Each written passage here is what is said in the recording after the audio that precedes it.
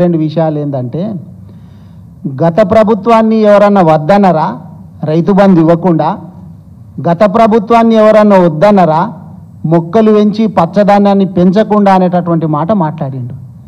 అసలు రేవంత్ రెడ్డి గారు ఆలోచన ఏమన్నా ఉందా? ఆలోచన అసలు రైతు బంధు పెట్టిందే కేసీఆర్ గారు, రైతు బంధు స్టార్ట్ చేసింది కేసీఆర్ గారు. రైతులు ఎవ్వరు కూడా మాకు రైతు బంధు కావాలని చెప్పి అడగలేరు. మేము మేనిఫెస్టోలో పెట్టలేదు, ఎలక్షన్లలో వాగ్దానం చేయలేదు. అయినా కానీ రైతు బంధు సృష్టికర్త అని ఎవరన్నా అంటారంటే అది కేసీఆర్ గారిని అంటారు. ఈ మాట గుర్తుపెట్టుకోవాలి. పచ్చదనం గురించి మాట్లాడుతున్నావు నువ్వు. పచ్చదనం పెరిగింది మొర్రో అని చెప్పి తెలంగాణ రాష్ట్రంలో పక్క రాష్ట్రాల్లో ఎక్కడ లేనంతగా పెరిగింది అని చెప్పి ప్రతి పత్రికలలో వచ్చింది, ప్రతి మీడియాలో వచ్చింది. ఏకంగా హైదరాబాద్కు అవార్డు కూడా వచ్చింది 2 సార్లు. మరి ఇది రేవంత్ రెడ్డి గారికి తెలియదా? లేకపోతే పక్కనున్నటువంటి వాళ్లకు చెప్పరా ఆయనకు? లేకపోతే చెప్తే ఈయన పట్టించుకోవడం అనేటటువంటి విషయాన్ని కూడా ఆలోచన చేయాలా?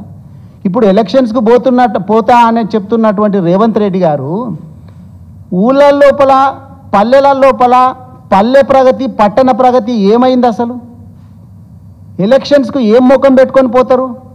ఒకప్పుడు కేసీఆర్ గారు పల్లె ప్రగతి అని చెప్పి పట్టణ ప్రగతి అని చెప్పి దశల వారీగా నిధులు విడుదల చేసుకుంటూ పచ్చదనం పెంచుకుంటూ ట్రాక్టర్లతోటి రోజు చెత్త తీసుకుంటూ మంచిగా పరిశుభ్రంగా ఉంచేటటువంటి బీఆర్ఎస్ ప్రభుత్వం లోపల మొన్న నేను పేపర్లో చూసిన సెక్రటరీలు అందరు పోయి ట్రాక్టర్లకు సంబంధించినటువంటి తాళపు చేయిలు అందరూ కూడా అప్పగిచ్చేస్తున్నారు.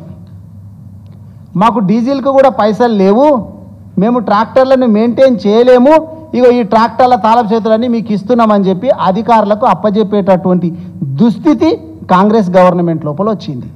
ఇప్పుడు వర్షాకాలం రాబోతున్నది. మరి ఇట్లాగే ఉంటే మళ్ళా విష జ్వరాలు వచ్చి ప్రజలు ఎంత ఇబ్బంది పడతారు? దాని మీద దృష్టి పెట్టాలా, ఈ కేసుల మీద కాదు అని చెప్పి మళ్ళొకసారి రేవంత్ రెడ్డి గారికి నేను విజ్ఞప్తి చేస్తా ఉన్నాను.